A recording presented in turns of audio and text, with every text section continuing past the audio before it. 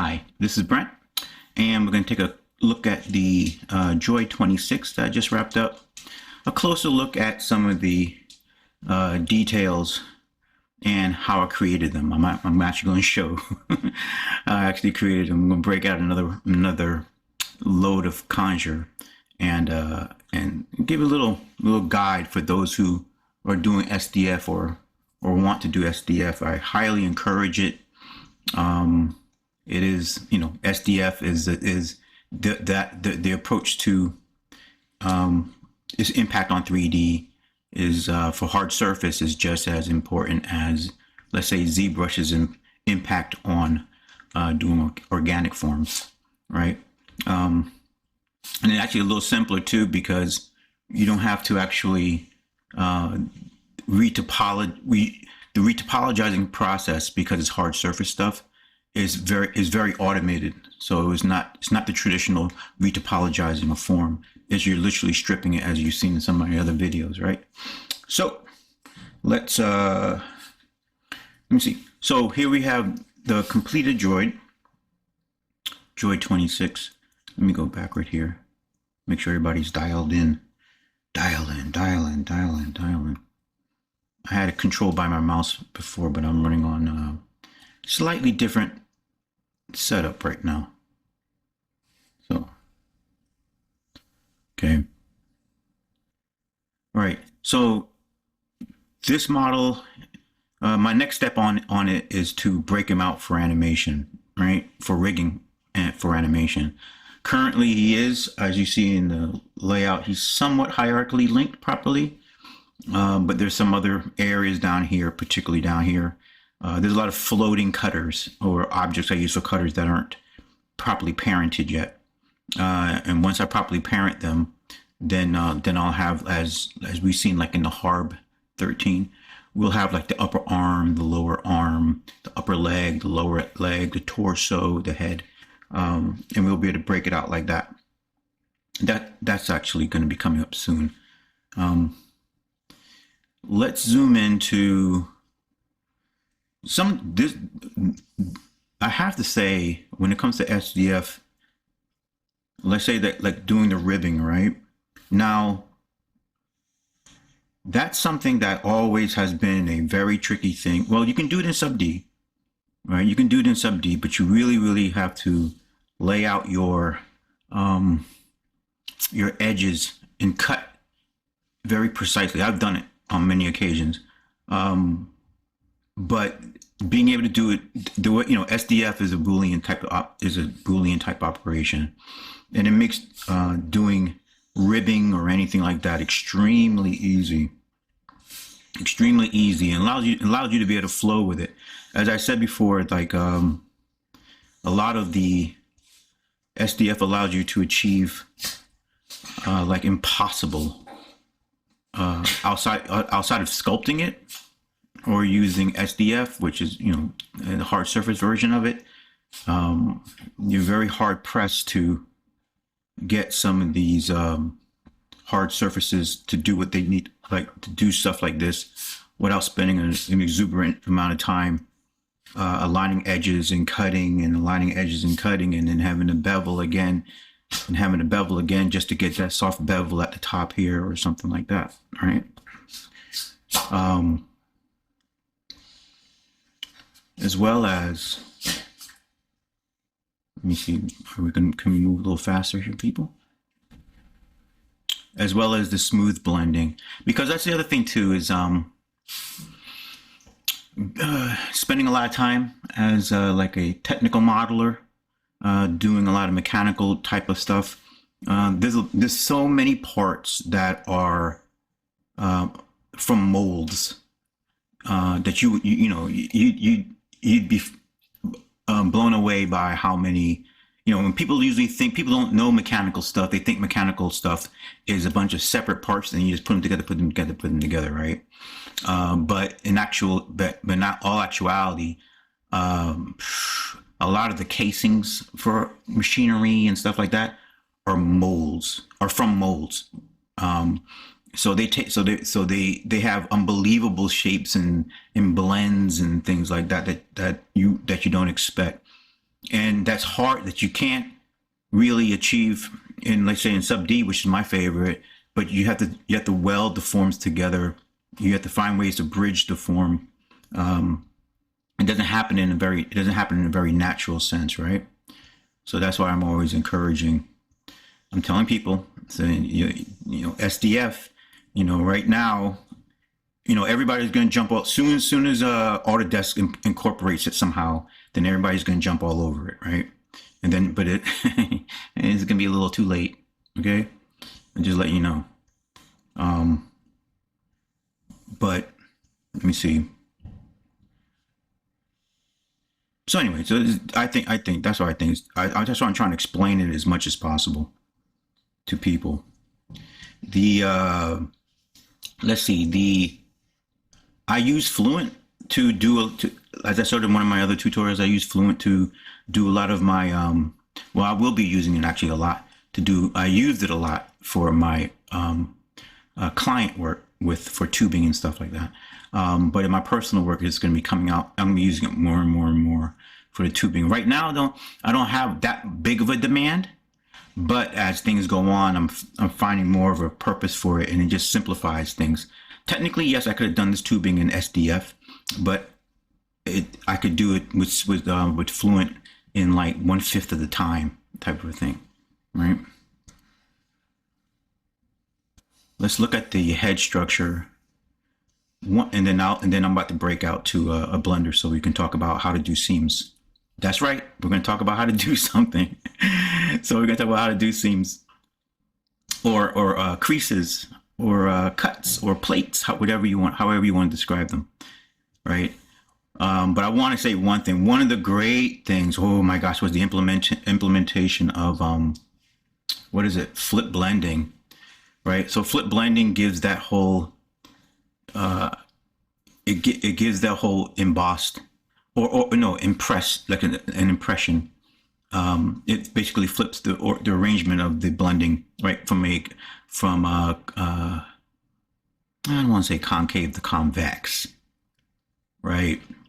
Because it does make it concave, it does sink it in, but it creates more of an impression instead of a blend, right? So this is a blend, right? Then we can make that blend into a weld or whatever type of thing like that.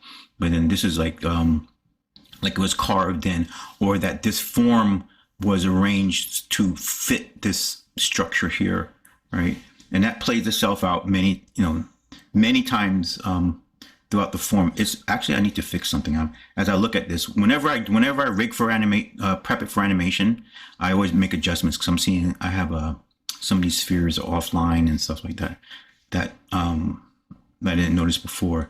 But the flip blending is what creates this. So let's take a look at it, because right now we have creases. We have these nice seams here. We have these creases here. And so let's take a look at how it was achieved, right? So let's break open another Blender here. Let's go Alt. Okay. So, all right. So now we're moving nice and smooth now. And let's just hide him. All right. So here we have our cube, right? And let's say we're just going to cut into this cube. So we're going to say Shift D. I'm just going to make a duplicate. Okay. Can I rotate with this guy like this? No. Now my pen wants to do something different today. Okay. I think it's because I'm cloning the screens. All right. So let me go. Okay, good. All right, so here we have this object, cutting this object here. Let's go over into our object mode. And the very first thing I want to do is say, hey, you're going to cut it, right? So here we have our cut. That's what we expect. But actually, let's say Arthur comes and says, no, it's not a cut. That's actually an inset. So I can inset it, right? So now I have an inset. Okay. Let's zoom in so we can actually see what we're doing here. So now I actually have an inset, right? But then we can go further. We can control the depth of the inset, right? Let's not make it too wonky for everybody to see here. There you go. We can control the depth of the inset, what type of weld it is. In other words, is it just a smooth transition? Is it a complex weld of some sort or carving? Right? And remember now, whatever we see here transfers directly into geometry. Right? So it's not like, oh, I did all this cool stuff. No, I'm about to lose it all. No, it will come out just like this. And you can have this at, I believe you can have this like 20,000 polys, 10, maybe even 10,000 polys, right? Because of like with my stripping tools that I use, you can see in my other walkthroughs, will aid in compiling the edges to the actual creases. So you'll actually hold on to your form very nicely. Let's just pull that down a little further. Right, so you can see the difference in the weld, right? It's all happening real time. Okay. But let's go, we can do sharp crease, all right? Oh, now my pen wants to work properly. Okay. All right, we go with that. I can do one hand now. So that's for the inset. And let's say the art director, I always like to do that's my old trick, is I always say when the art director comes in and says, because like me, comes in and says, oh, well, we changed our mind. That just needs to be, we don't want the inset, but that just needs to be an actual just indentation, right? So we can turn on solidify, right? So solidify is gonna solidify the object, and it's only gonna read the edges of the cutting object. Okay, so now here we have it solidified, and now this is what gives you your plating. Okay, this is what gives you your plating. With the, let's just zoom in a little bit more. I'm just getting used to, I got a camera to look at, which is cool, and I got another cam, I got different cams. We can also turn on flip blending for this and see what happens. So now, without getting too confused, we have solidify on, so it's only reading the edge, and so it's cutting with the edge. See that? And you can have it at any depth, right? Pretty much. You can have it very shallow. Shallow is great for plates, right? But if you have like, well, that's not shallow enough, huh? Like that's 2. Let's do 0.2. What am I at? Here you go. So this is good for a plate, right? Something like that. Oh, but we can also go, and also just to know, as the cut is happening, I can still click on the parent or the guy being cut. If I can click on him, I'll just click on here. Okay, the guy who's being cut, and we can still adjust. Not that. We can still adjust its form, right? Its form is going to be controlled by its bevel, right? There's no blending it's doing, right? So regardless of what it is, break it all the way down to a sphere. And you never lose control of any of that. All of this stays with the model. So I can literally go back into the droid model and I can augment any part. It never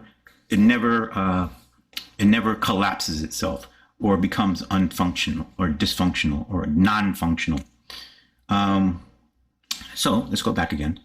Let's go to, let's just bring a little bit more back to our plate. So we look like we're doing hard surface. So now, so we're doing with a concave form, if I use flip blending, I can have it now as convex. Okay. So now in convex, we can do the same thing. Okay. And then you go, well, I could have just made a separate shape to do all that stuff. And it's true. It's true. You could have. It's true, right? But then to change its form, right, is a whole different story. And let's see what else can we do here. chamfer, and depth, right? That's the original box.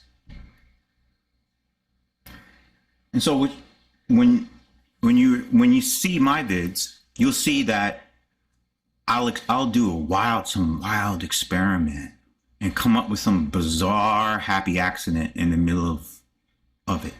And I'm like, that's that shape. I didn't even think of the shape. But as soon as the happy accident happened, I was like, that's the shape. Right? That's the shape. Wow. You know, and I like that about it. Is that I like that discovery aspect of SDF. Because sometimes you come away from with stuff that you never thought you could do. It's like, whoa, what was that? Not because it's technical, but because of like shapes, like a wild shape designs and stuff. All right, let's see. This is more solidify. We showed that. That's more of the blend. If you want to curve it out, right? That's the bevel. This is the depth. Okay.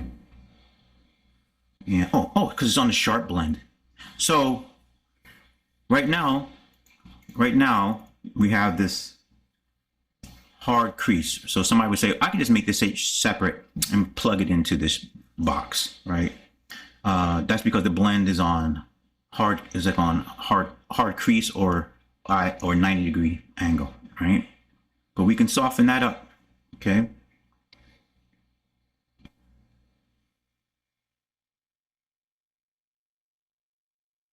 And it's being who's controlling that? Let's see. I think he's controlling it.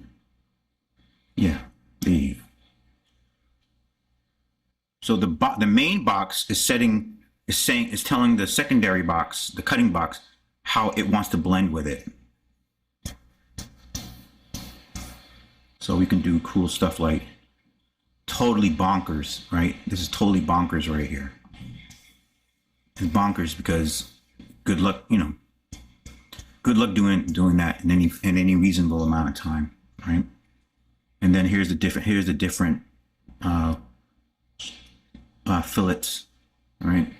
Now it's all blown out of proportion, right? So let's just go back to him.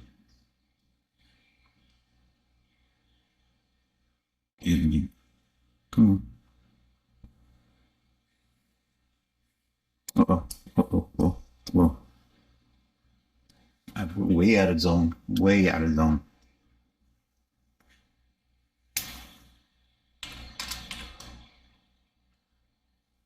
All right, I think I may have lost it. And that's on that. Yeah, I may have lost it on solidify. Okay, all right. So let's just bring it around. So let's do a...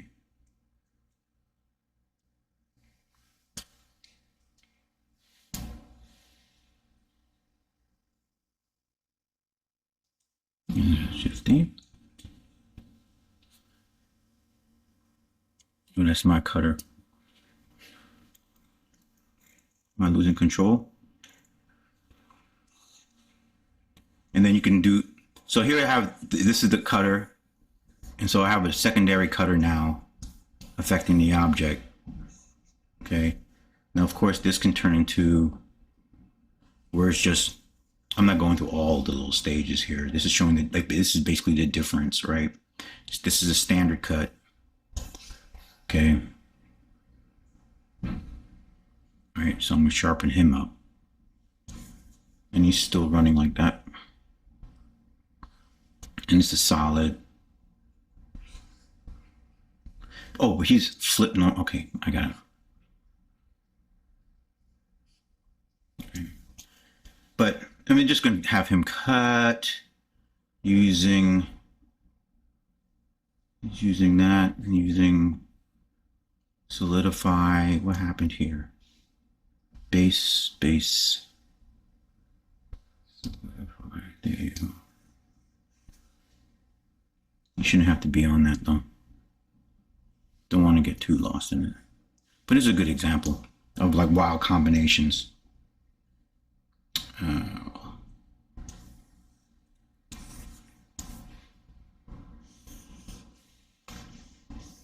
unexpected stuff, right?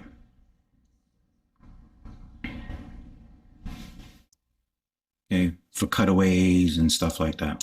Okay, I know it got a little bonkers here because this part, this guy, I don't know, I clicked on him wrong. So he's on his own adventure right now. But what we can do is say, let's delete, and let's delete him.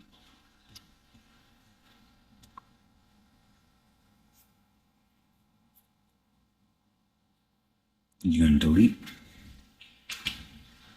And it's a keyboardy issue. And let's delete. So let's delete him. I'm not sure why he's selecting weird like that. There you go. It's my pen. And let's just delete him. The Shift X. Let's just make another one. And so once again, and then so we did that. Let's just make, and I just want to show ribbing. Let's just show ribbing. Show something cool. Show ribbing. So ribbing is, let's say we have a cylindrical object. I just think it's cool because it's just stuff that usually takes time, right? Here's a cylindrical. Now, technically, I like to use coins. I know you can use the cylinder itself. I like to use coins, right? So let's say if I want to use coins, I'm gonna Shift D. Is it gonna let me make my own guy? Did I lose control? Somehow I lost control. Somehow I clicked wrong.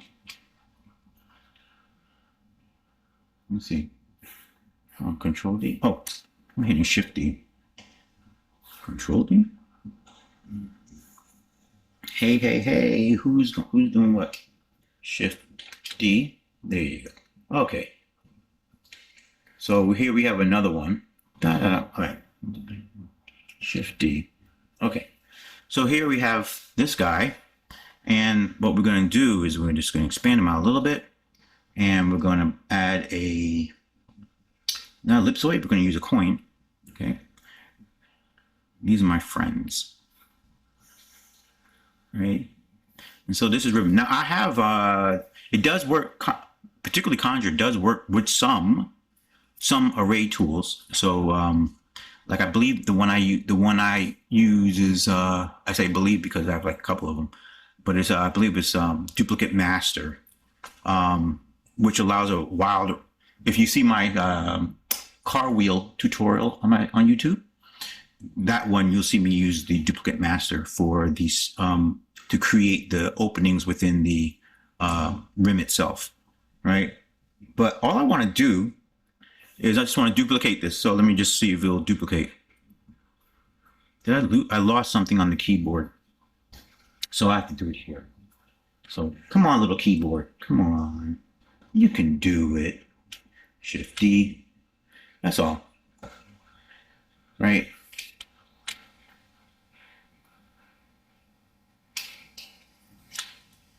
And I like to do it. A lot of it I do manually because Blender's so good with positioning, right? In most cases. And it works on tubing and all that stuff like that. Okay. So it winds up being fun. But let's say that's not fun because that's where it's wrong.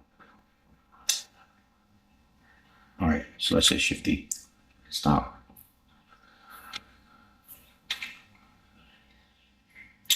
Okay, and then what we can do is say, we can go further. And we can say, hey, Mr. Coin, you are, now we could have done this in the beginning, but let's say we can go back and say, you know what, oh, I don't want the ribbing. I want to have something else. I want to have it more like a duct in a way, right? But inverse. So when we go right back to this again, okay.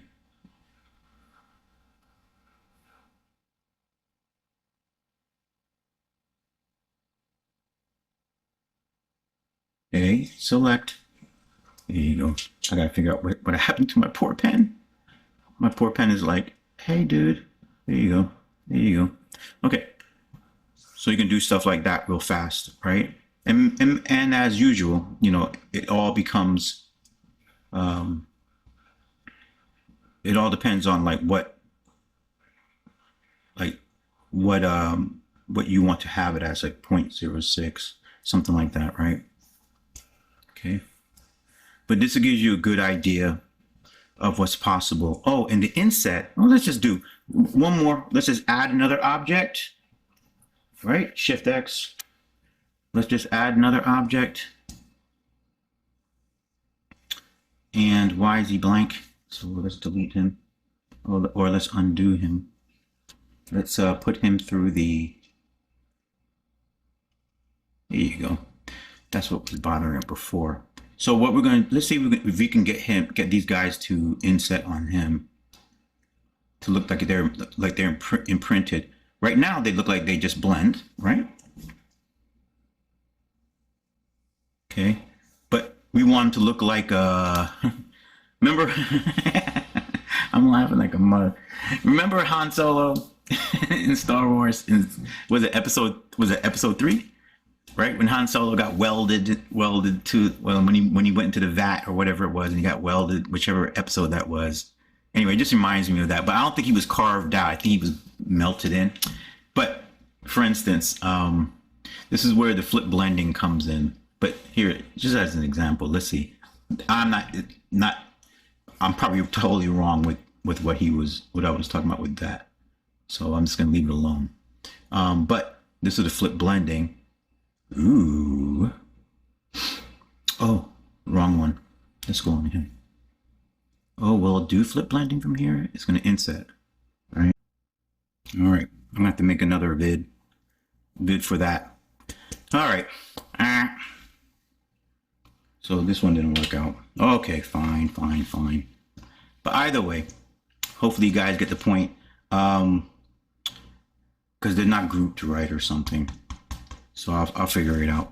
But either way, so hopefully it give you a good idea of what can be done, or at least how I approach certain things when it comes to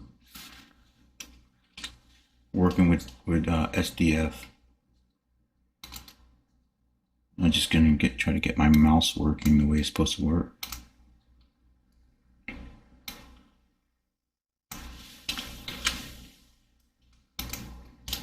I don't need it to cut.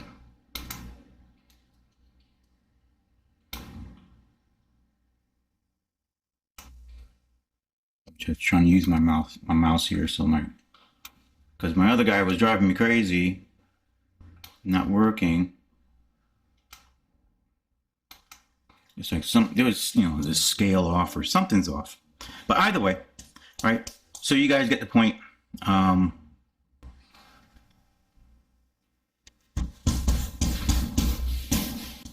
It can be like starting a handle of a lightsaber or something like that. Okay, well, that's it in the wrap up. These are some of the basic approaches right now. The ribbing. You did see the flip blending, which is what creates all the insets. The only reason why I didn't work on here is these guys aren't grouped. They're not grouped together properly. They're what we call nesting. I'll show that in another video. Nesting is what allows objects to be affected by some objects but not affected by others. And so you have to kind of sometimes have a little hierarchy going on in order for overall tools or processes to work. So in other words, we had multiple rings with a cone, so they have to be set up in just a slightly different way going forward with that. So hopefully that was a little fun, huh? Learned a little something. And I look forward to seeing you next video. So like, share, and subscribe. All right, thank you.